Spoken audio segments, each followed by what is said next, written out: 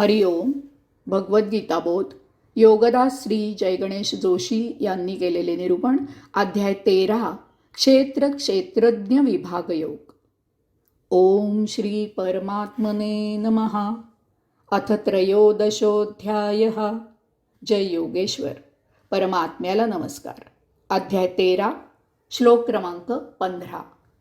बहिरंतश्च तश्च भूतानां अचरंचरमेव च सूक्ष्मत्वात् तद्विज्ञेयं दूरस्थंचान्तिके च तत्. हे सर्व भूतमात्रांच्या अंतःकरणात आहे आणि बाहेरही आहे. ते चर आणि अचर यामध्येही आहे. ते सूक्ष्मातिसूक्ष्म असल्यामुळे अविज्ञेय आहे. ते दूर आहे आणि जवळही आहे. ते सर्व भूतमात्रांच्या अंतःकरणात आहे आणि बाहेरही आहे. सजीवांचे देहात आत्मतत्व आहे म्हणूनच सजीव जीवित असतात, किंवा जोपर्यंत देहात आत्मतत्व असते तोपर्यंतच शरीर जिवंत राहते. आत्मतत्व देहातून निघून बाहेर गेले की देह निश्चेष्ट होतो, मृत होतो. आत्मतत्व हीच देहाची एकमेव चेतना आहे. आत्मतत्व देहात असणे हेच देह जीवित असल्याचे एकमेव लक्षण आहे. जसे ते देहात आहे तसेच ते देहाच्या बाहेरही आहे. समजा आपण मोकळ्या मैदानात एक कापडी तंबू तयार केला. हा तंबू तयार करण्याआधी तेथे आकाश होते. तंबू तयार झाल्यावर तेथे तंबू आल्यामुळे आकाश दिसेनासे झाले. त्याऐवजी तेथे तंबू दिसत आहे. जेव्हा आपण ते कापडाचा तंबू घडी घालून मोडू तेव्हा तेथे पूर्ववत आकाश दिसू लागते. तसेच आत्मतत्व देहाच्या बाहेरही जगतात, विश्वात आहे. देहत्याग करून आत्मतत्व देहातून बाहेर जाते. ते सर्वत्र पसरलेले आहे. ते चर आणि अचर यामध्येही आहे. सृष्टीचे चर अचर असे दोन ठळक भाग आहेत. चर याचा अर्थ जे हालचाल करते ते. मानव, पशु, पक्षी इत्यादी सृष्टी हालचाल करते, जागा सोडून दूर जाते. अचर म्हणजे हालचाल न करणारी सृष्टी. वनस्पती सृष्टी जिवंत असते, तरीही ती आपली जागा सोडून दूर जात नाही.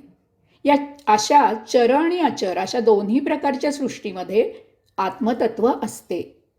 अचर सृष्टीचे आणखी दोन भाग आहेत, सजीव आणि निर्जीव. त्यापैकी सजीवाचा विचार वरील परिच्छेदात झाला. सजीवांप्रमाणेच निर्जीव सृष्टीतही आत्मतत्व असते. दगड, धोंडे, माती, वाळलेले लाकूड इत्यादी पदार्थ, धातू, पाणी किंवा तेल इत्यादी प्रवाहित पदार्थ इत्यादी ही याची उदाहरणे आहेत. यातही आत्मतत्व असते. कोणतीही गोष्ट आत्मतत्वाशिवाय निर्माण होऊ शकत नाही. त्यामुळे या अशा अचर निर्जीव सृष्टीतही आत्मतत्व असते. फक्त ते अति क्षीण असते. ते त्यामुळे स्वयंप्रेरित नसते. उदाहरणार्थ, दगड जमिनीवर पडून असतो, परंतु जमिनीला विरुद्ध दिशेने आपल्या वजनाचा रेटा देतो. त्यामुळे तो जमिनीवर पडून राहू शकतो. याच्यातील आत्मतत्वामुळेच तो रेटात देतो. कोणतीही गोष्ट वापरली की त्याची झीज होते. वापर करायला चेतना असावी लागते. दगडाचीही झीज होते, कारण त्यात आत्मतत्व असते. त्यामुळे त्यालाही आयुष्य असते. निर्जीव अशा प्रत्येक गोष्टीत आत्मतत्व असते. त्यातील चेतना अति क्षीण असते. त्यामुळे ती स्वयं हालचाल करू शकत नाही. त्यामुळेच आपण तिला निर्जीव असे म्हणतो. कोणतीही गोष्ट पूर्णपणे नष्ट होत नाही. वस्तूचा आकार, रूप, रंग, गुणधर्म इत्यादीत बदल होतो, परंतु वस्तू पूर्णपणे नष्ट होऊ शकत नाही, कारण त्यात आत्मतत्व असते. यास्तव अचर वस्तू निर्जीव म्हणून तुच्छ न समजता येथेही परमात्मा पाहायला शिकावे. दगडात देव पाहायला शिकावे. यामधूनच मूर्तीपूजा विकसित झालेली आहे. ते सूक्ष्मातिसूक्ष्म असल्यामुळे अविज्ञेय आहे. फुलाला वास असतो. वास दृश्य नाही, परंतु तो जाणला जातो, अनुभवला जातो. तसेच आत्मतत्व अतिसूक्ष्म आहे. या विश्वात जे काही सर्वात सूक्ष्म आहे ते आत्मतत्व आहे. परमाणूचे विभाजन केलेले इलेक्ट्रॉन इत्यादी घटक दिसत नाहीत. त्याहीपेक्षा आत्मतत्व सूक्ष्म आहे. त्यामुळे त्याला येथे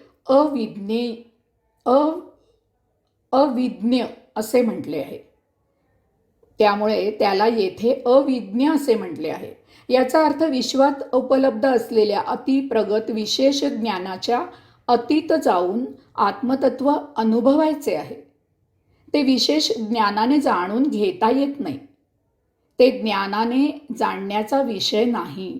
ते स्वतः अनुभूती घ्यायचा विषय आहे.